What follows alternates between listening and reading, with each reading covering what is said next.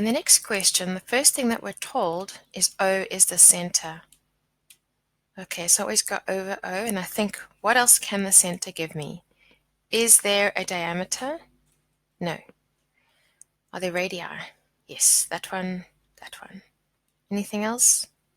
No. Do I have angle at center equals twice angle at circumference? AC goes to O at the center and to 20 at the circumference. So O1 must be 40 degrees. Okay, while I'm at it, let's have a look at B. B is 20. Is there anything else that will mirror that? We've got here D, angles in the same segment. So we've got a 20 degrees there as well. Okay, I've dealt with the center and with a few other things. The next thing I'm told is that AB is parallel to CD. So I'm going to go over that with a highlighter. Now I'm looking for alternate and co-interior and corresponding angles. I can see here this Z or N over here, okay, which makes my C1 also 20 because it's alternate to angle B. Okay, so that's the only one that seems useful right now. The others are like all blended in with funny other lines, so I think that's going to cause me trouble if I try and do anything more. Right, B is 20. Okay, I was dealing with that from the beginning. All right, so I'd like to find C1. Got it already. What was my reason again? It's alternate angles because of the parallel lines. The next one to get is O1, which I also already have, and my reason there was angle at the center equals twice the angle at the circumference. The next thing to get is angle D. What was my reason there? I got it. It was my angles in the same segment. You will see in some textbooks we are told chord subtends equal angles. That is the same thing as angles in the same segment, and both of them are perfectly acceptable. Okay, the next one is E1. I didn't work that out yet. Can I get it? Okay, I've got a triangle here. I've got EDC. Okay. E1 is an exterior angle because it's the one line of the triangle extended, right? And that's what makes it an exterior angle. So E1 must equal 20 plus 20 because it's the exterior angle of triangle EDC. Okay, I've gone and added this 40 degrees in here by E1, and I have highlighted the next thing I've got to do, which is I've got to prove that AOEC is a cyclic quad. There's three ways to prove cyclic quad. Exterior angle, there aren't any. Opposite angles of a cyclic quad, see, it's not divided up like that. It's done as the bow tie. So do we have a bow tie that works? And we do. We've got O1 equals E1. That's already proven. And then what we have is we have the fact that the angles in the same segment are equal, and that means we have a cyclic quad. Just be very careful how you write this out. Okay, so I'm going to say O1 equals E1 equals 40 degrees, and those ones I proved earlier, and they were asked for earlier, so I can just go proven. If they were not asked for earlier, I should probably go through all the proofs for that. And then what I therefore have is I have, therefore, AOEC is a cyclic quad, and my reason is converse angles in the same segment. The next one gives me some information. I'm told O is the center, so I'm going to go and religiously circle that, go over it as a dot, and I'm going to ask myself again, what does that give me? Do I have radii? Yep, there, there, there. I'm seeing some numbers coming later, so I feel like I want to go and add them in. You know why? Because they're not put on the diagram. And that's something to get used to with geometry.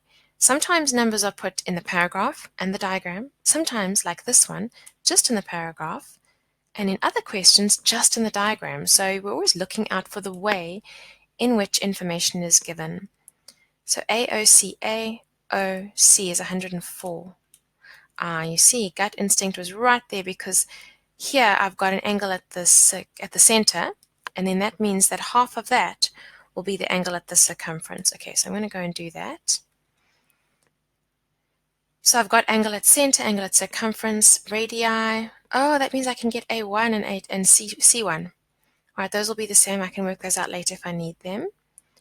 Okay, that gave me a lot. Having the center gave me a lot. Right, AB is a diameter. What can that give me? 90 degrees somewhere. AB, it subtends R. So C1 and 2 and 3 is all 90. That's 52. That B will also be 52. Hey, angles in the same segment. Okay, let me stop adding random things and answer the questions. The first thing we want is angle D. And if you remember, we got that because the angle at the center equals twice the angle at the circumference. So D was 52 degrees. The next thing we need to get is angle C3. Okay, I don't have that. Do I? What I missed here, when I didn't add in, is I didn't add in DAB. And the minute I see now I didn't cover something, I need to go back to my information and realize, I should have ticked that off because I did work with it, but I didn't work with the DAB. So let me put it in. DAB. DAB is there, so that's my 32 degrees there. Does that help with what I've just been asked for? We've got DA subtending 32. Oh, okay, that was there. And I think what's frustrating with geometry is that the information is right there. It's in front of your face. And then not being able to see it is so frustrating because you know it's there, but you can't always see it. So trust the question and trust that all the information that you need has been given. Right, the next one is A1. A1 is the one I said I could come back to later and understand there because I've got an isosceles triangle. I've got angles opposite equal radii. So I'm going to say A1 equals 180 degrees minus the 104 that I was given. And then I'm going to divide that by 2. And my reason, I'll get the answer in a moment. My reason is angles opposite equal radii. I've got C1 plus C2 plus C3 is 90. And that was angle in a semicircle. And so then I can replace the C1 with the 38. The C2 is the one I'm trying to get. The C3 I've already worked out. It was part of this other question here, so I can just replace it immediately. And then I don't need to put another reason there. I've already done that. And I've got my final answer, which is that C2 equals 20 degrees. Okay, for the next one, PQR is a tangent, so I'm going to go over that. And I'm asking myself about tan rad, tan chord, tangents from the same point. I've only got the one, so it's not that last one. I don't have a center, so tan chord, let's have a look. Okay, tan chord, there seems to be one, possibly more than one. Okay, so that 30 will give me this is 30. Okay, then I also have Q1. I'm going to label that with a double bar, and that'll be the same as W1. Hopefully we get some numbers. Maybe we don't need them. Okay. PQR is a tangent. I think I've covered what I need there. ST is parallel to QW. Let's go over those guys. Okay. Let's look for fun angles. Looks like W1 is going to be 70. Okay, that changes the game for a few other things. Means if you've got some other 70s going on. So if that's 70, then this one, Q1, is also 70. All right, that was dealing with the parallel lines. I do have co-interior angles as well, but I just need to be careful. Also, I need to be careful that I don't see TW and SQ as parallel because they're not. Let's see, WQR is 30, covered that already. TSW is 70. Yeah, we worked with that. Okay, so that was duplicated information. Right, let's start. So the first thing I needed to get is angle V. All right then. So angle V, what's going on there? Why can they get there so quickly? Angle V. Okay, look here. I've got a cyclic quad. No information said that, but look at this thing. It looks like a half a cyclic quad. In fact, SW looks a lot like a diameter, but it's not. I just want to go through that sometimes, what we see, what we think is there, what isn't there. So that means in that cyclic quad, S1 is the opposite angle to V. So that means that V is going to be equal to 180 minus the 70. Okay, so V is 110. My reason is opposite angles of a cyclic quad. The next thing I'm asked for is Q1, so that guy over there. Okay. I have it. Where did it come from? Tan chord from the W1. How did I get that? That was from the S1. Okay, so I need to trace my steps backwards. So S1 I was given. W1, that is 70 degrees because of alternate angles with those yellow parallel lines. ST parallel to QW. And then from there I got the Q1. I'm just going to put here equals W1 equals 70 degrees, and that was tan chord.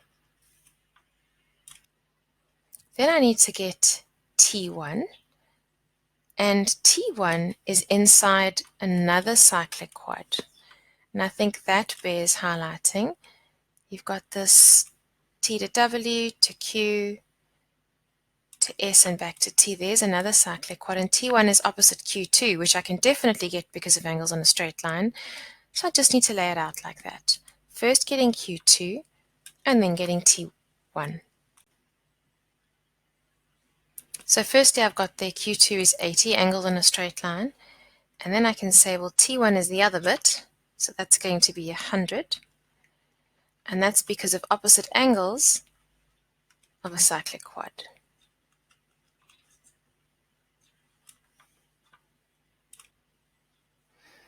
Let me just fill those in. Q2 I got as 80. T1 I got as 100. So now the last thing to do is going to be to get W2. That one there. Right, that's in the triangle with T1, so that's fine. I've got T1. So W2 is going to equal 180 minus 100 minus the 70. My reason there will be sum of angles or interior angles of a triangle. And so W2 is 10 degrees.